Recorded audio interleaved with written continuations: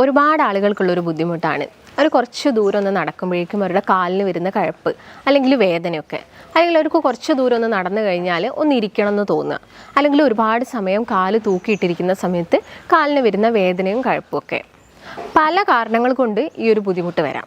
നിങ്ങൾക്ക് എന്തെങ്കിലും വിറ്റാമിൻസിൻ്റെ ഡെഫിഷ്യൻസി ഉണ്ടെങ്കിൽ, ഇപ്പോൾ വിറ്റാമിൻ ഡിയോ B12 ഒക്കെ ഡെഫിഷ്യൻസി ഉണ്ടെങ്കിൽ വരാം. നമസ്കാരം, ഞാൻ ഡോക്ടർ ഭാഗ്യ, QNB ഹെൽത്ത് കെയറിലെ ആയുർവേദ ഡോക്ടറാണ്. ഒരുപാട് ആളുകൾക്കുള്ളൊരു ബുദ്ധിമുട്ടാണ്. അവർ കുറച്ച് ദൂരം ഒന്ന് നടക്കുമ്പോഴേക്കും അവരുടെ കാലിന് വരുന്ന കഴപ്പ് അല്ലെങ്കിൽ വേദനയൊക്കെ, അല്ലെങ്കിൽ അവർക്ക് കുറച്ച് ദൂരം ഒന്ന് നടന്നു കഴിഞ്ഞാൽ ഒന്ന് ഇരിക്കണം എന്ന് തോന്നുക, അല്ലെങ്കിൽ ഒരുപാട് സമയം കാല് തൂക്കിയിട്ടിരിക്കുന്ന സമയത്ത് കാലിന് വരുന്ന വേദനയും കഴപ്പും ഒക്കെ. പല കാരണങ്ങൾ കൊണ്ട് ഈ ഒരു ബുദ്ധിമുട്ട് വരാം. നിങ്ങൾക്ക് എന്തെങ്കിലും വിറ്റാമിൻസിൻ്റെ ഡെഫിഷ്യൻസി ഉണ്ടെങ്കിൽ, ഇപ്പോൾ വിറ്റാമിൻ ഡിയോ B12 ഒക്കെ ഡെഫിഷ്യൻസി ഉണ്ടെങ്കിൽ വരാം. അതുപോലെ തന്നെ വാദസംബന്ധമായ അസുഖങ്ങൾ, ഇപ്പം സന്ധിവാദം ആയിക്കോട്ടെ അല്ലെങ്കിൽ ആമവാദം ആയിക്കോട്ടെ, ഇങ്ങനെയുള്ള കണ്ടീഷൻ ഉണ്ടാവാം. അതുപോലെ തന്നെ ഇമ്പോർട്ടൻ്റ് ആയിട്ട് വരുന്ന മറ്റൊരു കണ്ടീഷനാണ് വെരിക്കോസ് വെയിൻ എന്ന് പറയുന്നത്. ഇപ്പോൾ ഒരുപാട് ആളുകളിൽ കണ്ടുവരുന്നുണ്ട്. അതായത് കൂടുതൽ സമയം നിന്ന് ജോലി ചെയ്യുന്നവർ അല്ലെങ്കിൽ ഒരുപാട് സമയം ഇരുന്ന് ജോലി ചെയ്യുന്ന ആളുകളിലൊക്കെയാണ് ഇത് കോമൺ ആയിട്ട് കണ്ടുവരുന്നത്. ഇപ്പം ഡ്രൈവേഴ്സ് ആയിക്കോട്ടെ അല്ലെങ്കിൽ നേഴ്സസ് ആയിക്കോട്ടെ, പോലീസ്, സെക്യൂരിറ്റീസ്, ഈ പറഞ്ഞ വിഭാഗത്തിൽപ്പെടുന്ന ആളുകളിലാണ് ഇത് വളരെ കോമൺ ആയിട്ട് കണ്ടുവരുന്നത്.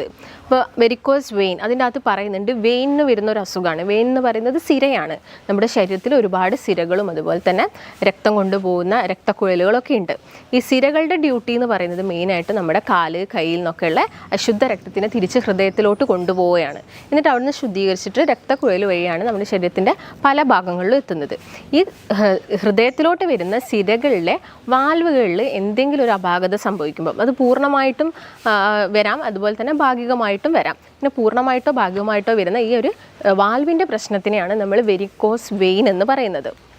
കൂടുതലായിട്ട് നമ്മളിത് കണ്ടുവരുന്നത് അരയ്ക്ക് താഴോട്ടാണ്. അതായത് ഇപ്പോൾ മുട്ടിന് താഴെയാണ് കൂടുതലായിട്ടും വെയിൻ തടിച്ചും വീർത്തും അതുപോലെ തന്നെ വളഞ്ഞ് പൊളഞ്ഞ് ആ ഒരു ബ്ലൂയിഷ് കളറിലൊക്കെ നമ്മൾ വെയിൻ തടിച്ച് വരുന്നത് കാണുന്നത്.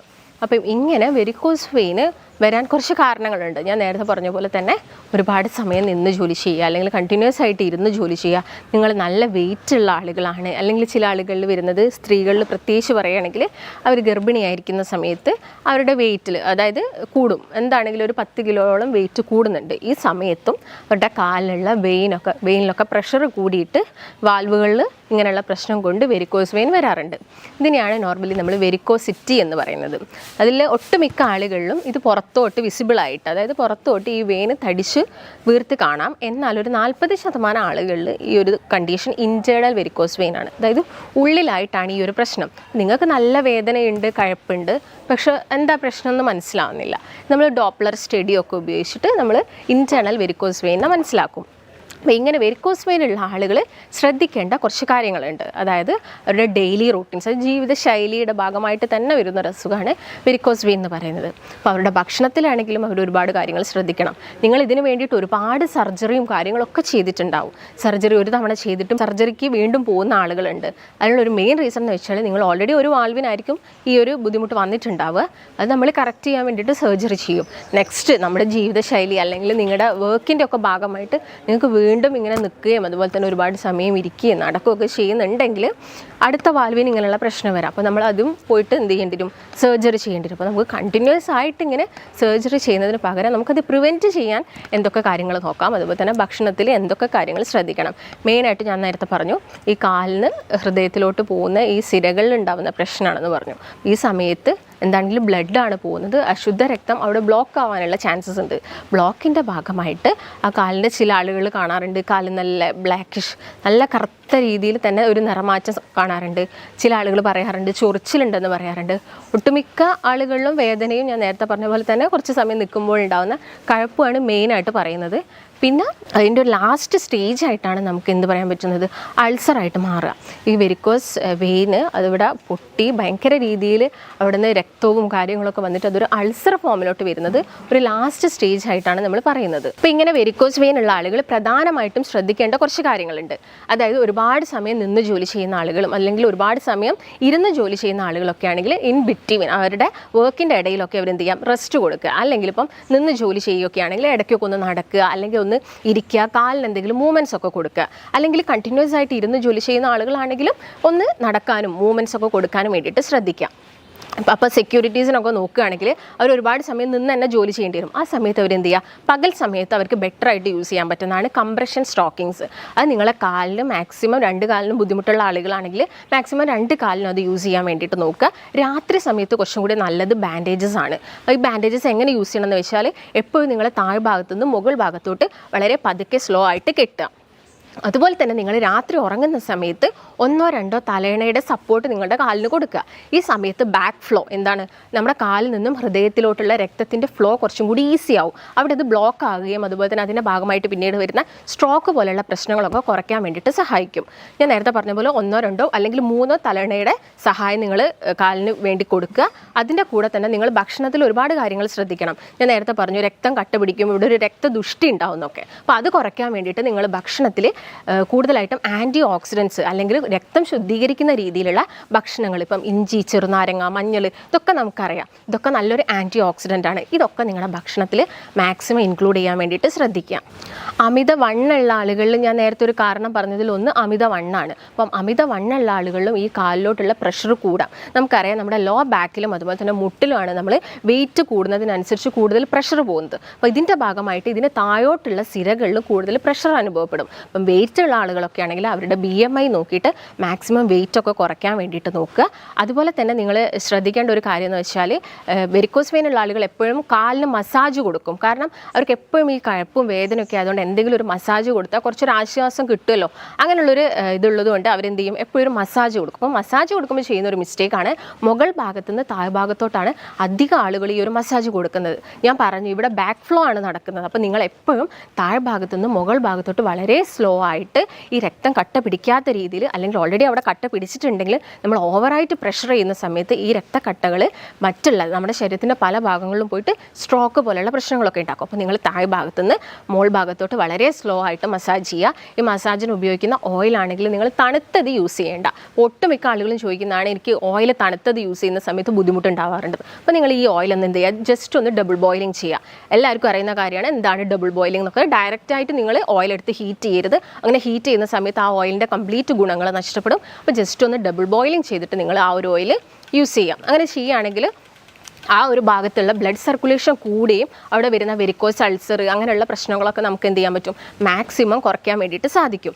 അതുപോലെ തന്നെ മറ്റൊരു കാരണമാണ് മലബന്ധം എന്ന് പറയുന്നത്. ഇപ്പം ഉണ്ടാവുന്ന കോൺസ്റ്റിപ്പേഷൻ, നിങ്ങളിപ്പോൾ ചിലപ്പം ഫൈബേഴ്സ് അടങ്ങിയ ഭക്ഷണങ്ങൾ കഴിക്കുന്നില്ല, കൂടുതലായിട്ടും പ്രോട്ടീൻസ് എടുക്കുന്ന ആളുകളുണ്ട്, അതുപോലെ തന്നെ കൂടുതലായിട്ടും കാർബ്സ് എടുക്കുന്ന ആളുകളുണ്ട്. ഇത് ഓവർ ആവുന്ന സമയത്ത് നമുക്ക് കോൺസ്റ്റിപ്പേഷൻ എന്ന് പറഞ്ഞൊരു ബുദ്ധിമുട്ടുണ്ടാവും. ഈ പ്രശ്നം ഉണ്ടാകുന്ന സമയത്തും നമ്മുടെ വെയിൻസിലോട്ട് എന്ത് ചെയ്യും, പ്രഷർ കൂടും, വെരിക്കോസ് വെയിൻ വരാം, പൈൽസൊക്കെ ഒട്ടുമിക്ക ആളുകളും പറയുന്നതാണ്. ഈ 2 കണ്ടീഷനും പരസ്പരം റിലേറ്റഡ് ആണ്. അപ്പോൾ നിങ്ങൾ മാക്സിമം മലബന്ധം ഉണ്ടാവാതെ നോക്കുക, നന്നായിട്ട് വെള്ളം കുടിക്കുക, അതുപോലെ തന്നെ ഫൈബേഴ്സ്, നാരുകൾ അടങ്ങിയ ഭക്ഷണങ്ങൾ നിങ്ങളുടെ റുട്ടീനിൽ ഇൻക്ലൂഡ് ചെയ്യാൻ വേണ്ടിയിട്ട് ശ്രദ്ധിക്കാം. പിന്നെ നിങ്ങൾ മെയിനായിട്ടും വെരിക്കോസ് വെയിൻ ഉള്ള ആളുകൾക്ക് മാത്രം, അല്ലെങ്കിൽ അവർ കൂടുതലായിട്ട് ഫോക്കസ് ചെയ്യേണ്ട കുറച്ച് ഏരിയാസ് ഉണ്ട്. അതായത് ഭക്ഷണത്തിൽ ഏതൊക്കെ ഭക്ഷണം കഴിക്കണം. ഒന്ന്, രക്തം ശുദ്ധീകരിക്കുന്ന രീതിയിൽ ഭക്ഷണം കഴിക്കുക, വെള്ളം നന്നായിട്ട് കുടിക്കുക, നന്നായിട്ട് ഉറങ്ങുക. അതുപോലെ തന്നെ ഭക്ഷണം കഴിക്കുന്ന സമയത്ത് ചവച്ചരച്ച് ഭക്ഷണം കഴിക്കാൻ വേണ്ടിയിട്ട് നോക്കുക. അങ്ങനെ ആവുന്ന സമയത്ത് കൂടുതലായിട്ടും അതിൻ്റെ ഡൈജഷൻ ഈസി ആയിട്ട് നടക്കുകയും ഇങ്ങനെ ഓവറായിട്ട് ഫാറ്റ് അക്യുമുലേറ്റ് ചെയ്യുന്നത് നമുക്ക് കുറയ്ക്കാൻ വേണ്ടിയിട്ട് സാധിക്കും. അതുപോലെ തന്നെ ഭക്ഷണത്തിൽ കൂടുതലും റൂട്ടിൻ അടങ്ങിയിട്ടുള്ള ഫുഡ് കഴിക്കാൻ വേണ്ടി പറയുന്നത്. റൂട്ടിൻ എന്ന് പറയുന്നത് നല്ലൊരു ആൻറ്റി ഇൻഫ്ലമേറ്ററി ഏജൻ്റ് ആണ്.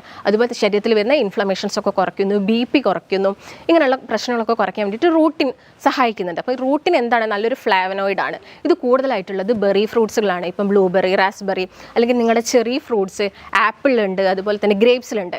ഇങ്ങനെയുള്ള ഫ്രൂട്ട്സുകളൊക്കെ നിങ്ങളുടെ ഡയറ്റിൽ മാക്സിമം ഇൻക്ലൂഡ് ചെയ്യുക. അതുപോലെ തന്നെ ബീറ്റാ സൈനിൻ എന്ന് പറഞ്ഞ ഘടകമുള്ളത് ബീട്രൂട്ടിലാണ്. നമുക്കറിയാം ബീട്രൂട്ട് കഴിക്കുന്നത് വഴി നമ്മുടെ ശരീരത്തിൽ HB ഒക്കെ കൂടും, രക്തമൊക്കെ കൂടുന്ന എല്ലാവർക്കും അറിയുന്ന കാര്യമാണ്. അപ്പം വെരിക്കോസ് വെയിൻ ഉള്ള ആളുകൾ ഇത് എല്ലാ ദിവസവും അവരുടെ ഭക്ഷണത്തിൽ മാക്സിമം ഇൻക്ലൂഡ് ചെയ്യാൻ വേണ്ടിയിട്ട് നോക്കുക. അതുപോലെ തന്നെ കാർബോഹൈഡ്രേറ്റ് ആണെങ്കിലും പ്രോട്ടീൻസിന് ഉപയോഗമാണെങ്കിലും മാക്സിമം കുറയ്ക്കുക.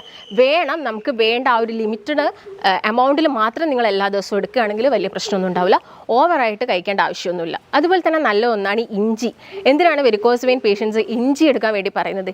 ഇഞ്ചി എന്ന് പറയുന്നത് നമ്മുടെ ശരീരത്തിൽ രക്തം കട്ട പിടിക്കുന്നത് ബ്രേക്ക് ഡൗൺ ചെയ്യാൻ സഹായിക്കുന്ന ഫൈബ്രിൻ, അത് ബ്രേക്ക് ഡൗൺ ചെയ്യാൻ സഹായിക്കുന്നത് ഇഞ്ചിയാണ്. അപ്പോൾ നിങ്ങൾ ഇഞ്ചി ചായയോ അല്ലെങ്കിൽ ഇഞ്ചി നീരോ ഇതൊക്കെ നിങ്ങളുടെ ഭക്ഷണത്തിൽ എല്ലാ ദിവസവും ഇൻക്ലൂഡ് ചെയ്യാൻ വേണ്ടിയിട്ട് ശ്രദ്ധിക്കുക. ഇപ്പം ചുക്ക് എല്ലാവർക്കും അറിയുന്ന ഒരു കാര്യമാണല്ലോ. അതായത് നമ്മൾ ഇഞ്ചി ഉണക്കുന്ന സമയത്താണ് ചുക്ക് ഉണ്ടാകുന്നത്. ഈ ചുക്ക് നിങ്ങൾ പൊടിച്ചിട്ട് അതൊരു പേസ്റ്റ് ആക്കിയിട്ട് ഈ വെരിക്കോസ് വെയിൻ ഉള്ള ഭാഗത്ത് അപ്ലൈ ചെയ്ത് കൊടുക്കുകയാണെങ്കിലും നമുക്ക് ഉണ്ടാവുന്ന ആ ഒരു ചൊറിച്ചിലും കാര്യങ്ങളൊക്കെ കുറയ്ക്കാൻ വേണ്ടിയിട്ട് സഹായിക്കും. അല്ലെങ്കിൽ ഇപ്പോൾ ആയുർവേദപരമായിട്ട് പറയുകയാണെങ്കിൽ ഏലാദി ചൂർണ്ണമൊക്കെ നമുക്ക് വളരെ കോമൺ ആയിട്ട് അറിയുന്നതാണ്. ഈ ഏലാദി തൈലവും അതുപോലെ ചൂർണ്ണവും ഒക്കെ നിങ്ങൾ ആ ഒരു ഏരിയയിൽ അപ്ലൈ ചെയ്യുകയാണെങ്കിൽ നിങ്ങൾക്ക് പെട്ടെന്ന് ഉണ്ടാകുന്ന ആ ബുദ്ധിമുട്ടും കാര്യത്തിൽ നിന്നൊക്കെ നമുക്കൊരു രക്ഷ നേടാൻ വേണ്ടിയിട്ട് സാധിക്കും. പിന്നെ ഞാൻ നേരത്തെ പറഞ്ഞു ഒരു ലാസ്റ്റ് സ്റ്റേജ്, ഒരു തേർഡ് സ്റ്റേജിലെത്തുന്ന സമയത്താണ് ചൊറിച്ചിൽ വരിക, അവിടെ ഡിസ്കളറേഷൻ വരുന്നത്. എന്തുകൊണ്ടാണ് അവിടെ ചൊറിച്ചിലും ആ ഒരു ഡിസ്കളറേഷനൊക്കെ വരുന്നത്? ബ്ലഡ് സർക്കുലേഷൻ ആ ഒരു ഭാഗത്തോട്ടുള്ളത് കുറയുന്നു എന്ന് കാണിക്കുന്നതാണ് ഈ ഒരു സിംറ്റംസ്. അപ്പം അതൊക്കെ നിങ്ങൾ ഒരു സ്റ്റേജ്, നമുക്കറിയാം ഒരു ഫസ്റ്റ് സ്റ്റേജ് എത്തുമ്പോഴേക്കും വേദനയും കാര്യങ്ങളൊക്കെ വന്നിട്ടുണ്ടെങ്കിൽ ആ ഒരു ഇനീഷ്യൽ സ്റ്റേജിൽ തന്നെ നിങ്ങൾ പ്രോപ്പറായിട്ടുള്ള ട്രീറ്റ്മെൻറ്റ്സ് എടുക്കുക, അതിന് വേണ്ട ഭക്ഷണങ്ങളൊക്കെ കഴിക്കുകയാണെങ്കിൽ നമുക്ക് ആ ഒരു ഇനീഷ്യൽ സ്റ്റേജിൽ തന്നെ വെരിക്കോസ് വെയിൻ ഒക്കെ വളരെ ഈസി ആയിട്ട് തന്നെ മാറ്റിയെടുക്കാൻ വേണ്ടിയിട്ട് സാധിക്കും. ഇല്ലാതെ നിങ്ങളിപ്പോൾ എത്ര സർജറി ചെയ്താലും നമ്മുടെ ജീവിതശൈലീൻ്റെ ഭാഗമായിട്ട് ഓരോ വാൽവിനും ഓരോ ദിവസം പ്രശ്നങ്ങൾ സംഭവിക്കും. അതിൻ്റെ ഭാഗമായിട്ട് ഇത് കൂടിക്കൊണ്ടേ വരുള്ളൂ. അപ്പം ഈ കാര്യങ്ങളൊക്കെ മെയിനായിട്ട് നോക്കുക. ഇതിൻ്റെ കൂടെ തന്നെ ഭക്ഷണത്തിൽ കുറച്ച് ശ്രദ്ധിക്കേണ്ട കാര്യങ്ങൾ എന്ന് വെച്ചാൽ ഒന്ന് ഉപ്പിൻ്റെ അമിതമായിട്ടുള്ള ഉപയോഗം കുറയ്ക്കുക. ഉപ്പെന്ന് പറയുമ്പോൾ നമുക്ക് എല്ലാവർക്കും ഒരു BP കൂട്ടുന്ന കാര്യമാണ്.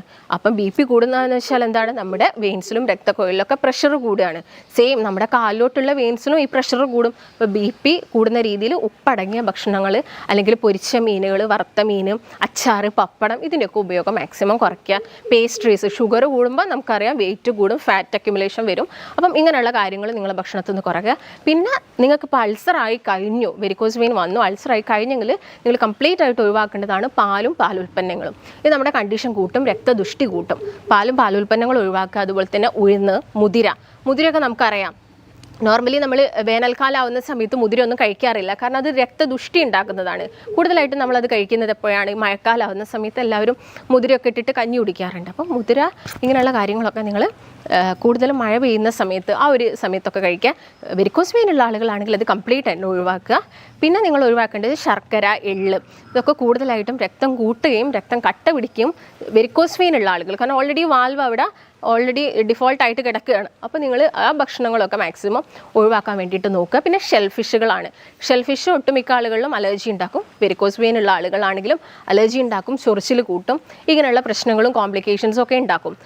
ഓൾറെഡി ഇപ്പോൾ നിങ്ങൾക്ക് അൾസർ ആയിട്ടുണ്ടെങ്കിൽ നിങ്ങൾ അതിനെന്താണെങ്കിലും ഒരു പ്രൈമറി അല്ലെങ്കിൽ എന്താണെങ്കിലും ഒരു ഇനീഷ്യൽ കെയർ നിങ്ങൾ അതിന് കൊടുക്കണം. ഇപ്പോൾ വൂണ്ടൊക്കെ നന്നായിട്ട് ക്ലീൻ ചെയ്യുക. എപ്പോഴും അത് സെപ്റ്റിക് ആവാതെ നോക്കണം. കാരണം അൾസറായി കഴിഞ്ഞാൽ നിങ്ങൾക്ക് ഡയബറ്റീസും കൂടി ഉണ്ടെങ്കിൽ അതിൻ്റെ കോംപ്ലിക്കേഷൻസ് എന്ന് പറയുന്നത് ആംബ്യൂട്ടേഷൻ പോലെയുള്ള കണ്ടീഷനിലോട്ടൊക്കെ നമുക്ക് പോകേണ്ടി വരും.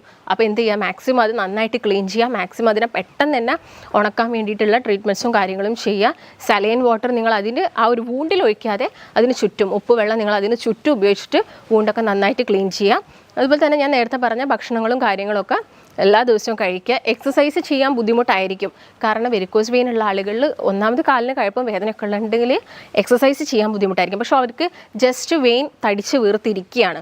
അങ്ങനെയുള്ള കണ്ടീഷനൊക്കെയാണ്. വേദന ഒന്നും ഇല്ലെങ്കിൽ നിങ്ങൾ കാലിനും കഴിക്കുക. ഒരു മൂവ്മെൻറ്റ്സിന് വേണ്ടിയിട്ട് നിങ്ങൾക്ക് ഒരു 15-20 മിനിറ്റൊക്കെ എല്ലാ ദിവസവും നടക്കുന്നതൊക്കെ ബാക്കിയുള്ള വെയിൻസിനും ഒക്കെ ഒരു സപ്പോർട്ട്, മസിലിനൊക്കെ ഒരു സപ്പോർട്ട് കൊടുക്കുന്ന രീതിയിലാണ്. അപ്പോൾ ആ കാര്യങ്ങളൊക്കെ നിങ്ങൾ ഫോളോ ചെയ്യാം. അപ്പോൾ അമിതമായിട്ട് മദ്യം യൂസ് ചെയ്യുന്ന ആളുകളിൽ, സ്മോക്കിംഗ് ഉണ്ട്, നമുക്കറിയാം സ്മോക്കിംഗ് ഒക്കെ ചെയ്യുന്ന സമയത്ത് ഈ നിക്കോട്ടിന് നമ്മുടെ രക്തക്കുഴലിൽ വന്ന് ഡെപ്പോസിറ്റ് ചെയ്യും. അതിൻ്റെ ഭാഗമായിട്ടും പ്രശ്നങ്ങൾ വരാം. അപ്പോൾ ഇങ്ങനെ ശീലങ്ങളൊക്കെ ഉണ്ടെങ്കിൽ അതൊക്കെ കംപ്ലീറ്റ് ആയിട്ട് ഒഴിവാക്കുക.